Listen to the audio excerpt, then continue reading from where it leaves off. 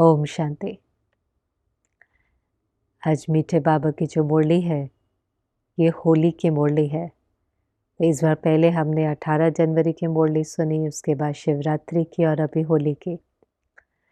लेकिन होली की मुरली होते हुए भी होली के बारे में तो बाबा बात कर ही रहे, पर बहुत सारी गुइये-गुइये बातें भी मुरली के अंदर हैं। जैसे सागर की लहरें उठती है ना, तो ऐसे बहुत सारी बातों से ये मुरली भरी हुई है।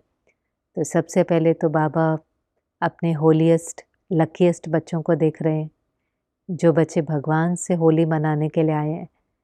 तो बाबा ने कहा देखो दुनिया में तो सिर्फ उत्सव मनाते हैं। जो पहली बात ही मुरली की थी कि दुनिया में तो सिर्फ उत्सव मनाते हैं, लेकिन हम सिर्फ मनाते नहीं हैं, लेकिन हमारे लिए मनाना अर्थात बनना। वैसे भी भारत तो खास त्योहारों का देश है और हर त्योहार के पीछे कुछ ना कुछ आध्यात्मिक रहस्य भी रहता है, सिग्निफिकेंस है। पर धीरे-धीरे हम देखते हैं कि वो सिग्निफिकेंस तो एक साइड में हो जाता है और त्योहार सिर्फ उत्सव के रूप में, मनाने के रूप में रह जाता है। आगे भी मुरली में बाबा ने कहा क्योंकि जीवन में टेंशन इतना है, तो ये जो त्योहार आते हैं, उत्सव आते हैं, तो थोड़े से इन दिनों के अंदर उमंग, उत्साह, खाना-पीना, मौज करना, एन्जॉय करना, यही उन्हों को अच्छा लगता है, यही उन्हों की जीवन है। और हमने पिछले दिनों में भी देखा नवरात्रि हुई, नवरात्रि के बाद दशहरा, अभी दिवाली आएँगी। तो जब-जब त्योहार होता है थोड़ा बहुत तो जीवन के अंदर उमंग उत्साह रहता ही है। लेकिन हमारे त्योहार जो बाबा ने कहा सिर्फ मनाना नहीं, लेकिन बनना है। अब जैसे होली के त्योहार में वो लोग तो क्या करते हैं, मनाने में एक-दूसरे के ऊपर रंग लगाएँगे और वो रंग भी कैसा है, स्थूल रंग है, जो शरीर के ऊपर लगाते हैं। लेकिन हम जब होली मनाते हैं तो हमारे ऊपर कौन-सा रंग लगा? हमारे जो पहले तो होली मना रहा है वो परमात्मा के संग के रंग लगा। ये भी तो रंग है ना। अपना एक गीत भी है, प्रभु तेरे रंग में रंग गए। तो हम प्रभु के रंग में, जो उसका रंग है, ज्ञान का रंग, शक्तियों का रंग, गुणों का रंग, उस रंग में रंग जाते हैं। और ये जो रंग है ये कोई शरीर को नहीं लगता, ये रंग तो आत्मा को लगता है। परमात्मा के संग का रंग है। और क्योंकि परमात्मा एवर प्योर है, तो उसके संग का रंग लगने से हम बच्चे भी क्या बन जाते हैं? बाबा ने कहा सिर्फ पवित्र नहीं, महान पवित्र बन जाते हैं। हमारी जैसी प्योरिटी संसार में किसी की नहीं है, कल्प में किसी की नहीं है। पवित्र तो और भी बनते हैं, धर्मात्माएं भी पवित्र हैं, और भी महान आत्माएं होती हैं, सन्यासी भी होते हैं, लेकिन हमारी और उनकी पवित्रता में अंतर है। वो भी पवित्र रहते हैं, पर जब द्वापर के बाद अगर हम देखें तो शरीर तो विकार से पैदा होता है। भले धर्म आत्माएं हैं, पिछले दिनों मुरली चली थी, बाबा ने उस मुरली में बहुत सुंदर समझाया था कि धर्म आत्माओं का अवतरण होता है शरीर के अंदर। पहला जो उनका जन्म है वो गर्भ से नहीं है, लेकिन अवतरित हैं क्योंकि प्योर आत्माएं हैं। तो भले अवतरित होती हैं, लेकिन जिस शरीर में अवतरित होती हैं वो तो गर्भ से क्रिएट किया हुआ है, विकारों से क्रिएट किया हुआ है। गर्भ से तो सभी का ही जन्म होता है, सतयुग में भी और अभी भी। पर बात क्या है कि इस दुनिया के अंदर विकार है, और जो सतयुग त्रेता की दुनिया है वो निर्विकारी दुनिया है। जन्म वहाँ भी गर्भ से ही होगा, लेकिन योग बल से होगा। विकारों की उत्पत्ति नहीं है, वहाँ पर योग बल की उत्पत्ति है। तो आत्मा भी पवित्र है और शरीर भी पवित्र है, और ये तो पॉसिबल है ही। अभी आप देखो अंत में, हम कलयुग के अंत में आकर पहुँचे हैं। आज से कुछ साल पहले तो कोई भी इस बात को विश्वास नहीं करता कि विकारों के बिना भी हम मना जन्म की बात आती है तो लगता है विकार के बिना जन्म कैसे होगा। पर अभी तो साइंस के कितने साधन हैं। आप देखें साइंस के भी, चाहे वो सरोगेसी है, आईवीएफ है, टेस्ट ट्यूब बेबी है, कितने-कितने साइंस के साधन हैं जिससे जन्म हो सकता है। तो ये साइंस की कमाल है। साइंस, कलयुग के अंत में साइंस की सत्ता बहुत बड़ी सत्ता है। तो साइंस की सत्ता ने दिखा दिया कि क्या से क्या हो सकता है। अभी तो आर्टिफिशियल इंटेलिजेंस आ रही है, हम देख रहे हैं कि साइंस का कितना बल है। और सतयुग और त्रेता की दुनिया में साइलेंस का बल है। योग का बल है, योग की कमाल है और इसलिए वहाँ पर आत्मा भी पवित्र है और शरीर भी पवित्र है। और इसी कारण से आज तक भी उन पवित्र आत्माओं की, देवी देवताओं की पूजा, और वो भी विधि पूर्वक पूजा होती है। सिर्फ ऐसे नहीं कि कहीं पर भी मूर्ति स्थापित कर दी। मूर्ति स्थापित करने से पहले मंदिर बनाया जाएगा। मंदिर के अंदर भी बहुत विधि से मूर्ति की स्थापना होंगी, फिर विधि पूर्वक उसका पूजन और गायन होगा। कई मंदिरों में आप जाओ, आज भी वो देवियों का श्रृंगार, उनका ड्रेस बदलना, भोग लगाना, दिन में कई बार 6-6 बार ड्रेस बदलना, पूरा जैसे सतयुग में उनका जीवन होगा, ऐसे ही बहुत ही भावना से, श्रद्धा से, प्रेम से विधि पूर्वक उनका गायन और पूजन करते हैं। तो ये क्यों हुआ? परमात्मा के संग में रहने से महान पवित्र बन गए। और देखो है कितना सहज, बाबा ने कहा दुनिया वाले तो आज तक भी भगवान को ढूंढ रहे हैं। ढूंढ ही तो रहे ना, कितनी मेहनत कर रहे हैं। और आप बच्चों के लिए कितना सहज है, आपने बाबा को पहचाना, दिल से कहा मेरा बाबा, बाबा ने कहा मेरे बच्चे, बस रंग चढ़ गया। इतना ही तो हुआ ना, दिल से कहा मेरा बाबा और वो रंग चढ़ना शुरू हो गया। और बाबा ने कहा आज अगर किसी भी बच्चे से पूछेंगे कि बाबा कहाँ पर है, तो कहेगा मेरे दिल में है। और बाबा को भी पूछेंगे तो बाबा भी कहेंगे मेरे दिल में बच्चे ही हैं। मैं तो कई बार कहती हूँ कि हमारे दिल से तो फिर खिसक जाता है ना। आप देखें अभी दशहरा था, तो खास उन दिनों में रामायण, कई जगहों पर रामलीला चल रही होती है, तो हनुमान को याद करते हैं, कहेंगे हनुमान अगर अपना दिल खोल करके दिखाए तो इसमें श्री राम है। लेकिन श्री राम के दिल में तो कई बार हनुमान नहीं दिखाते ना हमेशा। लेकिन यहाँ पर तो श्री राम माना भगवान, परमात्मा। परमात्मा के दिल में अगर देखेंगे तो हम बच्चे ही समाये हुए हैं। कभी भी खोलो तो बाबा कहते मेरा तो संसार ही मेरे बच्चे हैं। मेरे को तो कोई और है ही नहीं जिसको मैं याद करूं। कोई और चीज़ ही नहीं है जहाँ पर लगाव हो, बुद्धि फंसी हुई हो। तो बाबा के लिए तो सिर्फ बच्चे हैं। लेकिन हमारे लिए, हम कहते तो हैं हमारा संसार बाबा है, लेकिन कभी कभी बाबा के साथ साथ दिल में अनेकों को भी बिठाया होता है। तो बाबा तो यही चाहता है कि संगम के अंत में हमारे दिल में सिर्फ बाबा हो। बाबा के दिल में हम और हमारे दिल में बाबा। साथी भी नहीं, बाबा कहता है कंबाइंड। कंबाइंड वैसे तो हम क्या कहते हैं, संग का रंग चढ़ा। तो संग किसको कहते हैं? कंपनी। हम किसकी कंपनी में रहते हैं? भगवान की कंपनी में। वो हमारा कंपेनियन है, साथी है। पर फिर बाबा कहेंगे सिर्फ साथी भी नहीं, क्योंकि साथी से भी कभी कभी किनारा कर लेते हैं। तो साथी भी नहीं बोलो, कंबाइंड है। जो चीज़ कंबाइंड है आप उसको कैसे अलग कर सकते हो? वो तो जुड़ी हुई है। लेकिन कंबाइंड होते हुए भी बाबा कहते कभी कभी किनारा कर लेते हैं। भगवान के साथ कंबाइंड है तो भी जितना उसको यूज़ करना चाहिए, जितना उस पर अधिकार होना चाहिए, अधिकार नहीं रखते। भगवान कहता है बच्चे मुझे यूज़ करो, अधिकार से मुझे बुलाओ। आप अधिकार से मुझे बुलाओ और मैं ना आऊँ। देखो लौकिक में भी कितना भी कोई पिता बिज़ी हो, वो दुनिया के लिए बिज़ी है। होते ना बड़े बड़े लोग हैं, हम कहते हैं तो बड़े बिज़ी हैं। एक दिन के लिए भी पता नहीं प्रोग्राम में आएंगे कि नहीं, पता नहीं 1 घंटे के लिए भी आएंगे कि नहीं, हमें पता है वो बिज़ी हैं। हमारे प्रोग्राम में आए न आए, लेकिन अपने बच्चे के लिए तो समय निकालेंगे कि नहीं। पिछले दिनों भी हम एक बहुत बड़े व्यक्ति को इनवाइट करने के लिए गए, ये जो ग्लोबल समिट का कार्यक्रम था। तो उसका बहुत बहुत ही अच्छे व्यक्ति हैं, काइंड हैं, जेनरस हैं, संस्था के प्रति भी उनके बहुत ऊँचे भाव हैं। हमने बुलाया, बहुत खुश हुए, कहा मैं आना चाहता हूँ, पर डेट क्लैश हो गई कि जो हमारे प्रोग्राम के दिन है, वो ही उनके बच्चे के जन्मदिन के दिन है। तो कहा मैं ज़रूर आता, लेकिन मेरे बेटे का जन्मदिन है।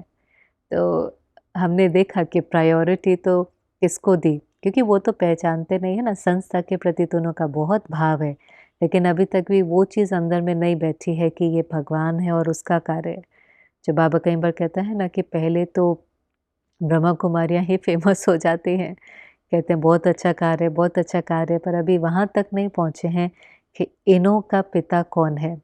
तो वही भाव था कि समझें, लेकिन फिर भी प्रायोरिटी किसको दी? इतना बिज़ी होते हुए, इतना बड़ा व्यक्ति होते हुए, लेकिन बच्चे का जन्मदिन है तो मुझे समय निकालना है, मुझे उसको समय देना है। तो लौकिक माता-पिता को भी अपने बच्चे का जन्मदिन हो या कोई विघ्न हो या कोई जब भी आवश्यकता हो हाज़िर हो जाएँगा, और बच्चा भी अधिकार से कहता है कि आपको इस दिन पर, इस समय पर हाज़िर होना ही है।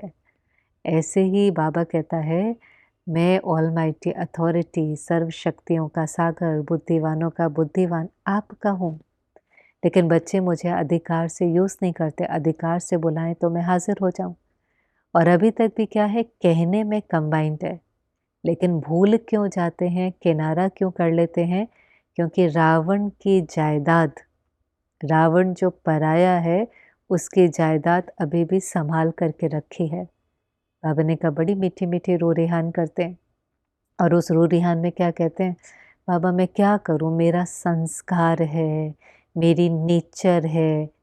और बाबा कहता है मेरा कहाँ से आया? जब आपका नया जन्म हुआ, आप, हम कहते हैं मर जीवा, तो पुराने संस्कार, पुरानी दुनिया, पुराने संबंध से मरे तो नया जन्म हुआ ना। और इसीलिए हर एक अपने को क्या टाइटल देता है, तो हर एक अपने नाम के पीछे क्या लिखेगा, मैं बीके हूँ, ब्रह्मा कुमार कुमारी। पिछले संडे के मुरली में बाबा ने बहुत हंसी की बात कही थी, पीके तो नहीं लिखते ना, पुरुषार्थ कुमार कुमारी तो नहीं लिखते, शिव कुमार कुमारी तो नहीं लिखते, ब्रह्मा कुमार कुमारी बीके, ब्रह्मा की संतान ब्राह्मण। तो जब ब्राह्मण है तो हमारे जो संस्कार हैं वो भी कैसे होंगे, बाप समान। तो जो बाप के संस्कार वो मेरे संस्कार, चलो भले बने नहीं है लेकिन स्मृति तो होनी चाहिए। अगर स्मृति में अभी तक भी पुराने संस्कार है, अब पुराने संस्कार जो द्वापर के बाद से हमने अक्वायर किए हैं, तो वो अक्वायर्ड संस्कार एक तरह से दाग है आत्मा के ऊपर। जैसे ये वाइट साड़ी है, अब हम ध्यान नहीं दें तो इस पर दाग लग जाएगा, कोई मिट्टी का, कोई ग्रीस का, कोई तेल का, कोई अचार का।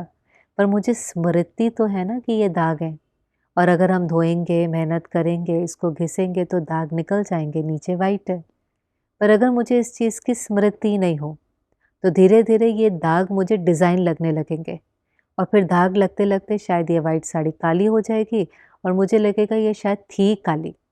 तो कम से कम स्मृति तो हो कि ये एक्चुअली वाइट है और ये इसके ऊपर दाग है। ऐसे ही बाबा ने कहा स्मृति तो हो कि हमारे ओरिजिनल संस्कार बाप समान है। हम ज्ञान स्वरूप, प्रेम स्वरूप, शक्ति स्वरूप, वो हमारे संस्कार हैं। बाकी ये जो पुराने संस्कार हैं, चाहे वो लालच के हैं, क्रोध के हैं, ईर्ष्या के हैं, ये दाग हैं और इन दाग को मिटाना है। लेकिन बाबा ने कहा जब मेरा कहते हो ना, तो मेरा कहने से वो संस्कार भी आकर के बैठ जाते हैं। जहाँ मेरापन है, अपनापन है, वहाँ हक होता है। तो पुराने संस्कार भी अपना हक जमा करके बैठ जाते हैं। तो जो बाबा ने कहा दूसरी बात बहुत ज़रूरी, कि ये चीज़ आपकी स्मृति में भी नहीं आए कि ये मेरा है, संकल्प में भी नहीं आए कि ये मेरा है, पुराने हैं, एक्वायर्ड हैं, बाबा की याद से इनको ख़त्म करने हैं। स्वप्न में भी नहीं आए कि ये मेरे हैं, पहले तो उन संस्कारों से मेरापन ख़त्म करो। मेरे संस्कार, मेरा कहने से उसमें अटैचमेंट है, फिर वो बैठ जाते हैं। तो मेरे नहीं हैं, भले 63 जन्म के हैं, देभान के हैं, पुराने हैं, पर मेरे नहीं हैं। ये पराई चीज़ है, ये हमारे ऊपर दाग है और हमें इसे मिटाना है। तो वो स्मृति से समर्थी आएंगे, समर्थी से स्थिति बनेंगे। क्योंकि बाबा ने कहा बाबा बच्चों को कैसे देखता है, बाबा बच्चों को स्वराज्य अधिकारी देखता है, विजयी रत्न देखता है, रूलिंग और कंट्रोलिंग पावर वाला देखता है, अधीन नहीं देखता, अधिकारी देखता है। बाबा हमें ऐसा दिखता है, ऐसा बोलता है, तो हमारी स्मृति जागृत होती है और हम ऐसा बनते जाते हैं। लेकिन अगर बाबा जैसे हमें दिखता है, हम अगर अपने को वैसा नहीं देखेंगे तो कैसे बनेंगे? तो जैसे बाबा की मेरे प्रति दृष्टि है, वैसी मेरी दृष्टि अपने प्रति होनी चाहिए। मुझे स्मृति रहनी चाहिए कि मैं कौन हूँ, भले नहीं बना। दुनिया में हर कोई जब कुछ बनता है ना, पिछले दिनों मुझे एक एक्टर सुना रहा था, कहा मुझे अवार्ड तो बहुत बाद में मिले, लेकिन कितनी बार मैंने अपने ही वॉशरूम के अंदर शैम्पू की बोतल को पकड़ करके शीशे में कितनी बार वो विनिंग स्पीच दी होंगी कि जिस दिन मुझे अवार्ड मिलेगा तो मैं ऐसे ऐसे बात करूँगा।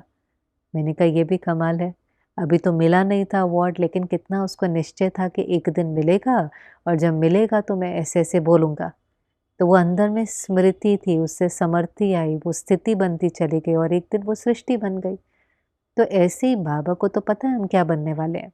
हम स्वराज्य अधिकारी सुविश्व राज्य अधिकारी हैं। हम अधीन नहीं अधिकारी हैं। लेकिन हमारी वो स्मृति हो, हम अपने को वैसा देखें, हम कमज़ोर नहीं हैं, हम साधारण नहीं हैं, हम महान हैं, हम विजयी हैं।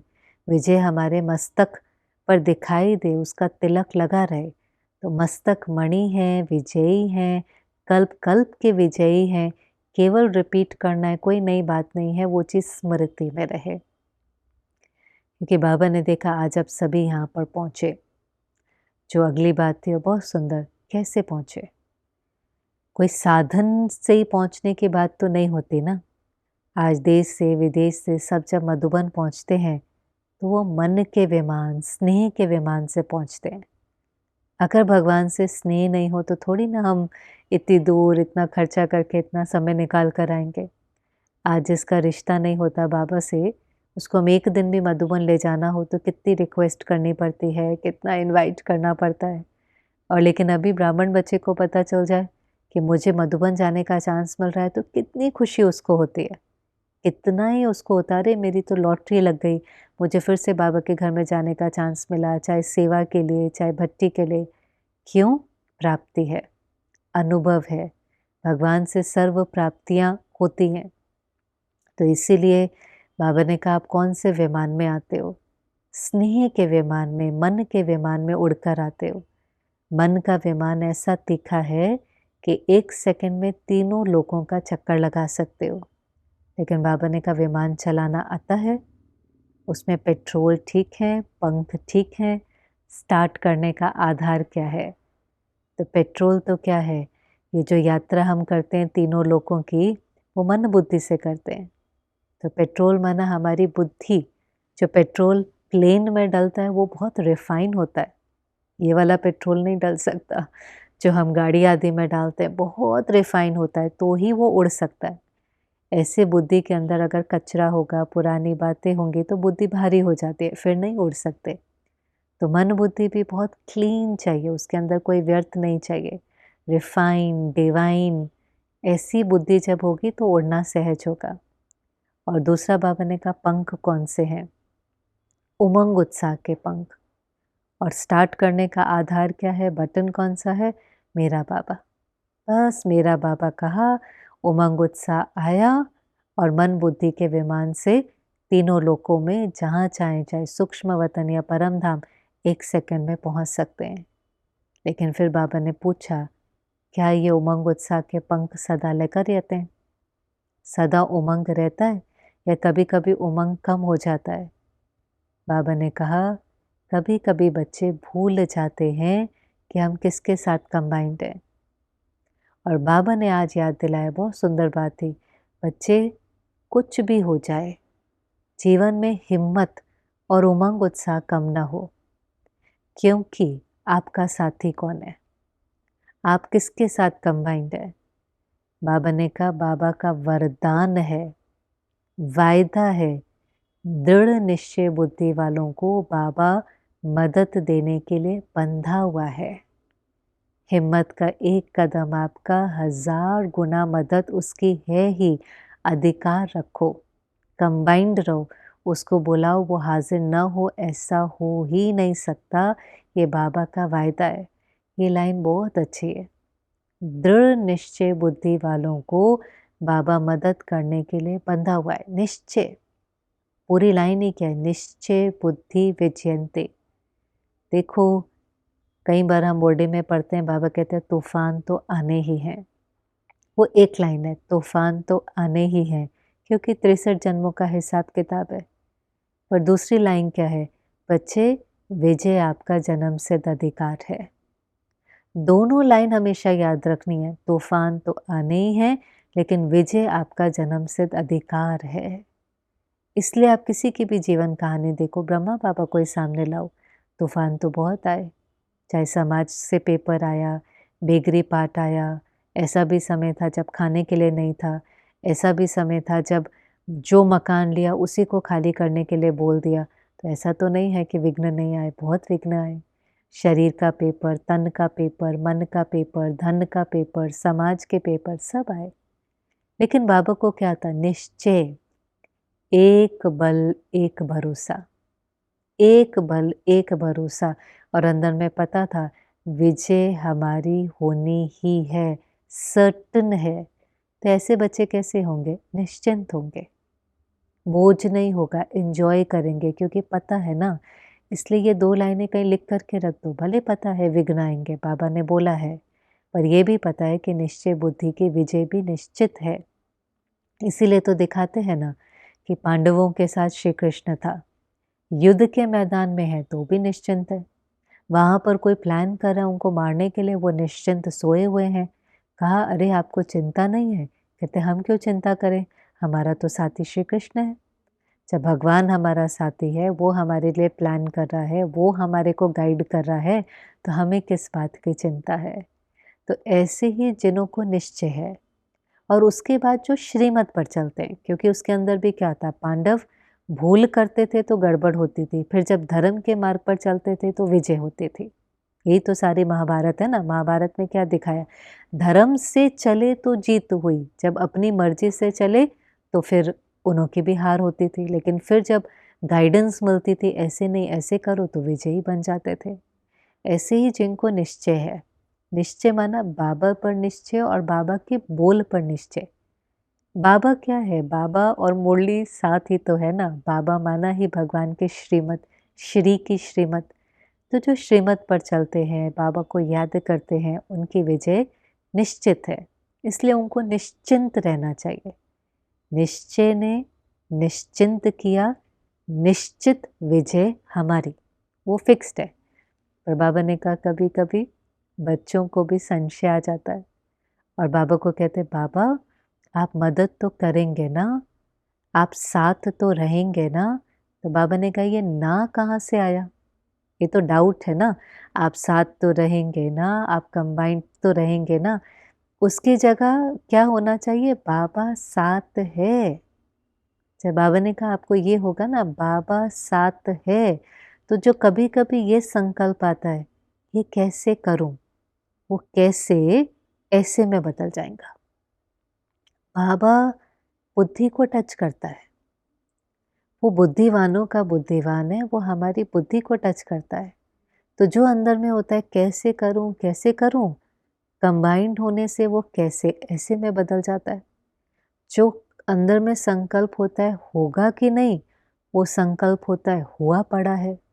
जो अंदर में होता है अब क्या होगा, तो संकल्प आता है बहुत अच्छा होगा, क्योंकि करन करावन हार बाबा है।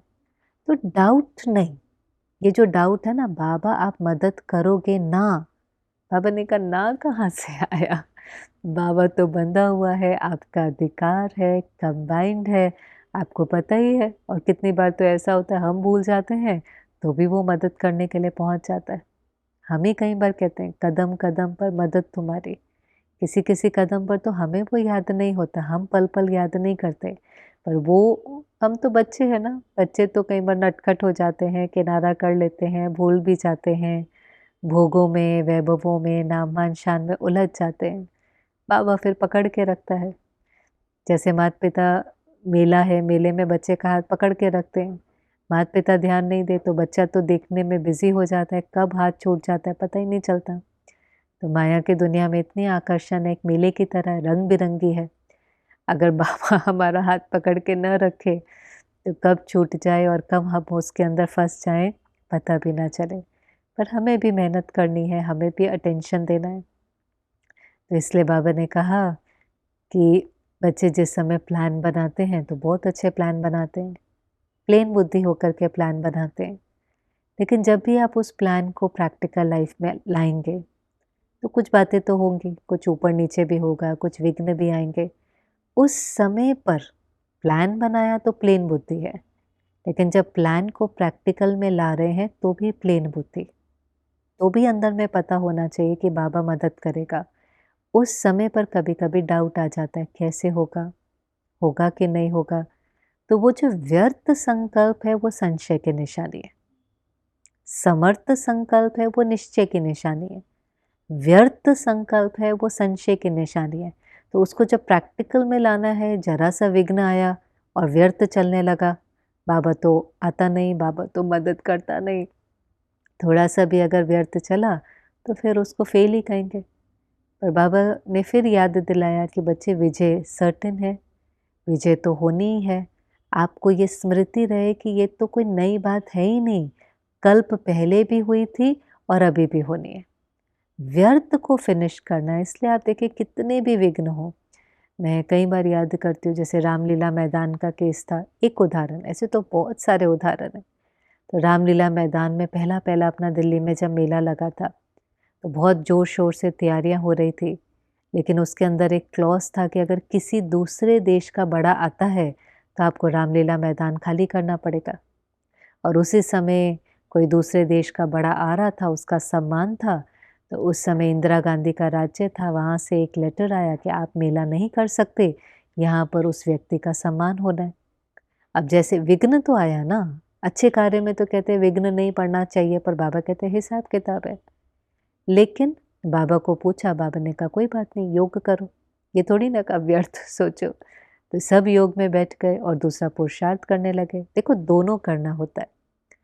भक्ति में भी कहते थे भजन भी करो, अपने कर्तव्य का पालन भी करो। ऐसे यहाँ पर बाबा को याद भी करो और पुरुषार्थ भी करो। पुरुषार्थ नहीं करेंगे, कर्तव्य का पालन नहीं करेंगे, कर्म नहीं करेंगे तो भी सफलता नहीं मिलती। तो कर्म किया, वापस उनको चिट्ठी लिखी, आप हमें करने दो, हमारे मेले की तैयारी हो गई। उन्होंने फिर भी मना किया, लेकिन किसी दो को भेजा देखने के लिए कि क्या हो रहा है। तो वो दो ने जाकर के बताया कि इनों का तो बहुत मेला तैयार हो गया है। उस समय मूर्तियाँ जैसे होती है ना देवियों की, तो वो बनवाई थी, उसका कोई स्टॉल था। तो उन्होंने कहा बहुत बड़ी-बड़ी पत्थर की वो मूर्तियाँ तैयार हुई हुई हैं। अगर हम इनके मेले पर बुलडोज़र चलाएँगे तो उन देवियों के ऊपर भी चलाना पड़ेगा, तो ये तो बहुत पाप हो जाएगा। ऐसा तो हमें नहीं करना चाहिए। और कहीं ये नाराज़ हो गए, और वो जब इतना बड़ा व्यक्ति दूसरे देश का आएगा, उसका सम्मान है, और अगर ये काली झंडी दिखाने लगे तो हमारे देश का नाम खराब होगा। ऐसे उनको संकल्प चलने लगा, जबकि ऐसा तो किसी ने कुछ करना नहीं था। तो फिर अगले दिन ही अखबार के अंदर आया कि जो रामलीला मैदान में जिस प्रकार से ब्रह्मा कुमारी का कार्य है वो तो रहेगा ही, और वो जो व्यक्ति था जो किसी देश का बड़ा था, उसका जो सम्मान है वो रेड फोर्ट में होगा।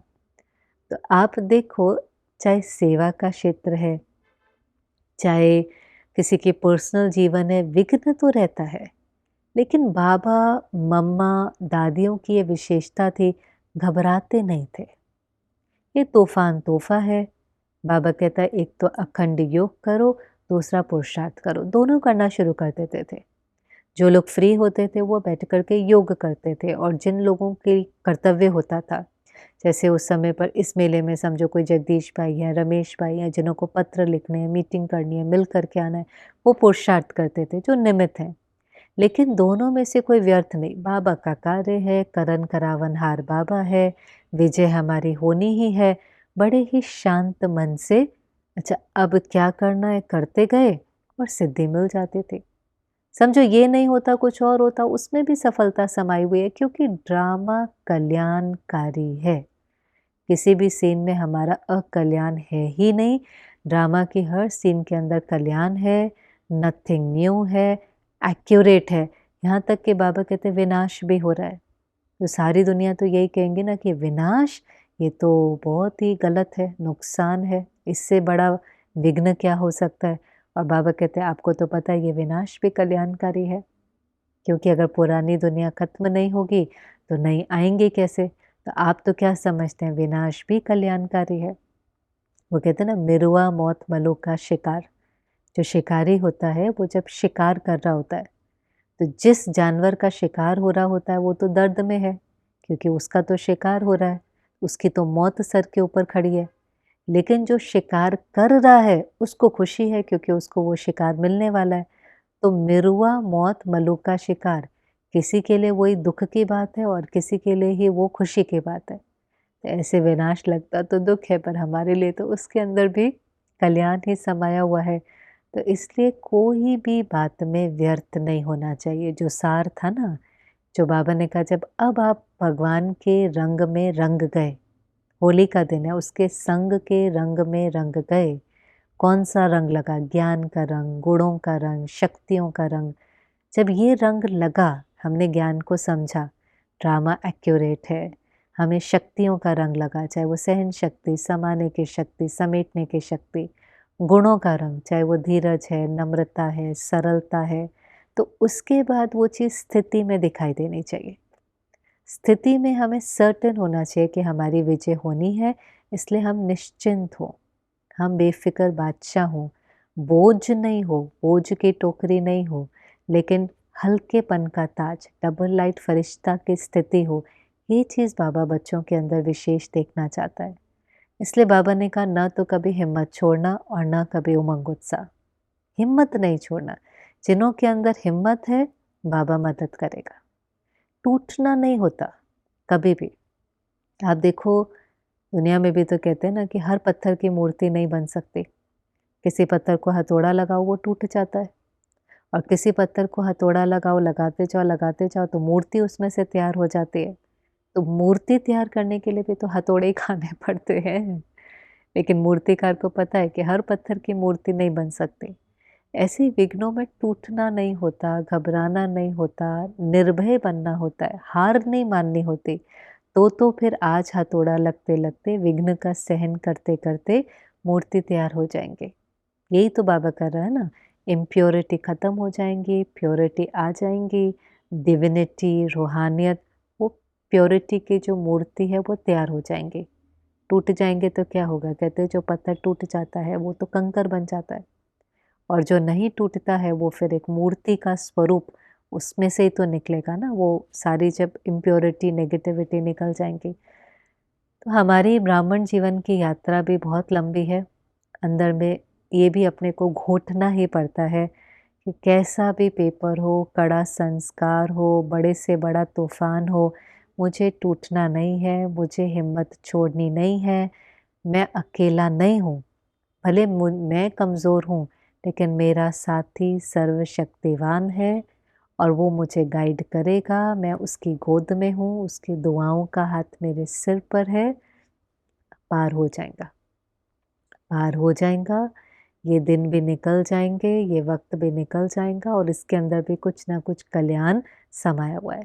लेकिन उन दिनों को भी दुःख से नहीं काटना, वो तो दुनिया वाले भी काट लेते हैं, दुःख से नहीं काटना, लेकिन सुख से, निश्चिंत अवस्था से, भगवान की याद में। वो अनुभव भी बहुत सुंदर होना चाहिए कि कैसे बाबा ने हमें उस विघ्न से पार कराया। तो बाबा ने हिम्मत के लिए भी कहा और उमंग उत्साह के लिए भी कहा कि उमंग उत्साह, भले दुनिया वाले तो देखो कुछ दिन के लिए उमंग उत्साह में रहते हैं, उत्सव करते हैं तो उमंग उत्साह में रहते हैं, नाचते हैं, गाते हैं। अभी नवरात्रि के दिन थे, कहीं नवरात्रि, कहीं दुर्गा पूजा, कहीं रामलीला, नाच गाना है। तो बाबा ने कहा आपको भी तो सिर्फ नाचना और गाना है, लेकिन ये मन से नाचना है जो कोई भी नाच सकता है। पैदल कर रहे हो, बैठे हुए हो, लेटे हुए हो, कर्म कर रहे हो, मन अगर खुशी में है तो नाच रहे हैं। और गीत गाना कौन-सा है? हमें प्रभु प्रेम के गीत गाने हैं, प्राप्तियों के गीत गाने हैं, जो बाबा से मिला है उसकी महिमा के गीत गाने हैं। तो ये नाचना और गाना तो बहुत सहज है। तो बोझ नहीं उठाओ, एन्जॉय करो। जैसे वो तो कुछ दिनों के लिए नाचते गाते और खाते हैं स्थूल रूप से, लेकिन हम सूक्ष्म रूप में विघ्नों के अंदर भी एन्जॉय। आप देखिए एक फ़ोटो बाबा का है, पिकेटिंग हो रही है और बाबा छत पर खड़े होकर के देख रहे हैं और बाबा के चेहरे पर मुस्कान है। किसी ने तो वो फ़ोटो ली होंगी। हम में से कोई भी होता, नीचे पिकेटिंग हो रही है, छोटे-छोटे बच्चे खड़े हैं, अंदर आने का रास्ता बंद कर दिया है, कुछ अंदर हैं, कुछ बाहर हैं, पिकेटिंग है, एनटीओ मंडली वाले खड़े हैं, गलत-गलत बोल रहे हैं। बाबा छत पर खड़े होकर के सीन देख रहे हैं और बाबा के चेहरे पर मुस्कान है। जिस समय कोई फ़ोटो खींच रहा है और हमारा ध्यान जाए, तो हम सबसे पहले अलर्ट हो जाते हैं, पोस्चर ठीक, चेहरे पर स्माइल, तो फ़ोटो खींचते हैं और ना अच्छा हो तो उसको फाड़ देते हैं। लेकिन ये वाला फ़ोटो जब कोई देख भी नहीं रहा था और किसी ने खींचा और बाबा के चेहरे पर इतना मुस्कुराहट भी है और निश्चिंत, तो पता चलता है ना अवस्था कैसी थी। नहीं तो पिकेटिंग हो रही हो तो चिंता ही हो जाए, अब क्या करें, कैसे करें, क्या होगा? तो इसलिए बाबा ने कहा नाचो, गाओ, एन्जॉय करो। और फिर लास्ट में तो सब तरफ के पत्र, ईमेल बाबा के पास पहुँचते हैं। होली की मुबारक सभी ने बाबा को दी, चाहे गाँव वाले हैं, शहर वाले हैं। बाबा ने कहा सब साधनों से याद पहुँच जाती है। चाहे आप पत्र लिखते हो, कार्ड भेजते हो, ईमेल करते हो, सिर्फ मन में संकल्प करते हो, सब साधनों से बाबा के पास याद पहुँच जाती है। और बाबा भी हर एक को पदम गुना दुआएं, पदम गुना याद, पदम गुना मुबारक इस दिन की दे रहा है। और फिर आखिरी बात जो बाबा ने कही कि बाबा चाहता है कि अभी व्यर्थ को फिनिश करें, जो थोड़ा बहुत भी व्यर्थ है उसको फिनिश करें, बिल्कुल व्यर्थ नहीं होना चाहिए। और सबसे सामने बाबा के मधुबन निवासी बैठे थे तो बाबा ने कहा करेंगे, क्योंकि जो मधुबन के अंदर होता है वो अगले दिन सब तक पहुंच जाता है। और आपने भी देखा होगा मधुबन में कोई प्रोग्राम हो, कोई बात हो, सारे यज्ञ के अंदर फैल जाती है। तो बाबा ने कहा ऐसे ही अगर मधुबन वाले मीटिंग करें आपस में, चाहे कुछ भी हो जाए, व्यर्थ को फिनिश करें, बस समर्थ, किसी भी बात में व्यर्थ नहीं हो, तो फिर वो लहर सब तरफ फैल जाएंगे। क्योंकि ब्रह्मा बाबा ने भी कौन सा स्लोगन दिया बच्चों को, अंतिम 3 शब्द कौन से थे? निराकारी, निर्विकारी, निरंकारी। बाबा ने कहा ये ब्रह्मा बाबा की सौगात है। सौगात को स्नेह से संभाला जाता है और प्रैक्टिकल लाइफ में लेकर के आया जाता है। तो अभी तो आप बच्चों को भी इस होली पर ये जो संकल्प ब्रह्मा बाबा का है, ये जो गिफ्ट है, उसको प्रैक्टिकल लाइफ में लाओ। निराकारी, साकारी नहीं, निराकारी, ये भूल जाए, देह का भान भूल करके मैं आत्मा हूँ। दूसरा निर्विकारी, कोई भी प्रकार का विकार हमारे अंदर ना रहे। जो भी पुराने संस्कार हैं, पुरानी बातें हैं, उसको जला दें इस होली पर, निर्विकारी। और निरंकारी, जो प्राप्तियां प्रभु से हुई हैं उसका भी अहंकार नहीं हो, त्याग का त्याग। पुराने को तो जलाना है, लेकिन जो नया मिला है वो भी प्रभु प्रसाद है, प्रभु का वरदान है, प्रभु की देन है। उन विशेषताओं का, स्पिरिचुअल अटेनमेंट्स का, आध्यात्मिक सिद्धियों और प्राप्तियों का भी अभिमान नहीं हो, निरंकारी। तो ये बाबा ने कहा अगर करते हैं तो सच्चे अर्थ में होली मनाएंगे। होली बीती सो बिंदी, ये भी बाबा कहता है होली जो बीती सो बिंदी, पास्ट इज पास्ट, लेकिन आगे क्या करना है? क्योंकि दुनिया में भी अभी डॉक्टर क्या कहते हैं, एक्सरसाइज करो, दवाई भले नहीं खाओ लेकिन एक्सरसाइज करो तो तन तंदुरुस्त रहेगा। बाबा ने भी कहा एक्सरसाइज करो तो मन तंदुरुस्त रहेगा। बीच बीच में भले 5 मिनट की एक्सरसाइज करो, 1 मिनट की एक्सरसाइज करो, 1 मिनट में भी मन तीनों लोक में चक्कर लगाए। अभी अभी साकारी, अभी अभी आकारी, अभी अभी निराकारी। और सुंदर शब्द बाबा ने इस बार चेंज किया, निराकारी, आकारी और अभी अभी सेवाधारी। साकारी दुनिया में भी आए तो देह भान नहीं, सेवाधारी। अवतरित हुए हैं, अपना पाठ बजाया, फिर घर चले गए। कर्म योग, कर्म करते समय भी योग में किया, पूरा हो गया तो कर्म के बंधन से भी न्यारा, देह के बंधन से भी न्यारा। तो मन जो है वो तंदुरुस्त रहेगा, नहीं तो छोटी छोटी बातों में मन व्यर्थ सोचने लगता है। तो मन तंदुरुस्त माना मन के अंदर से व्यर्थ जो है वो फिनिश हो चुका है। तो इसलिए बाबा ने कहा इन 3 शब्दों को भी प्रैक्टिकल लाइफ में लेकर आओ, निराकारी, निर्विकारी और निरंकारी। तो बहुत सारी बातें थी, फिर भी हमने सभी बातों को रिवाइज तो किया, लेकिन बार बार मुरली पढ़े। और आज सभी ज़रूर कमेंट सेक्शन में लिखना कि आपने कब बाबा को अधिकार से यूज़ किया और बाबा ने आपको क्या मदद दी। हम सब ब्राह्मण परिवार में सबके बहुत सुंदर सुंदर अनुभव हैं, तो क्योंकि दृढ़ निश्चय बुद्धि वालों को बाबा मदद देने के लिए बंधा हुआ है, भले ही कोई छोटा सा भी अनुभव है, लेकिन आपने बाबा को अधिकार से याद किया। चाहे वो कल हमें एक माता सुना रही थी, अरे उसको ऑटो नहीं मिल रहा था, अधिकार से उसने बाबा को बुलाया तो सामने आकर के खड़ा हो गया। हम कहेंगे अरे ये कोई बात है, पर बाबा सच में भोली भोली माताओं को छोटी छोटी बातों में भी मदद करता है। किसी को निमित्त बना देगा, किसी के द्वारा सहयोग दिलाएगा। तो कोई भी एक छोटा सा अनुभव कि आपने जब अधिकार से बुलाया तो बाबा ने कैसे आपको सहयोग दिया, तो हमारे अनुभव भी अनेकों को प्रेरणा देने के निमित्त बनेंगे। तो ज़रूर आज कमेंट्स में लिखना कि आपको बाबा ने कैसे मदद की। ओम शांति।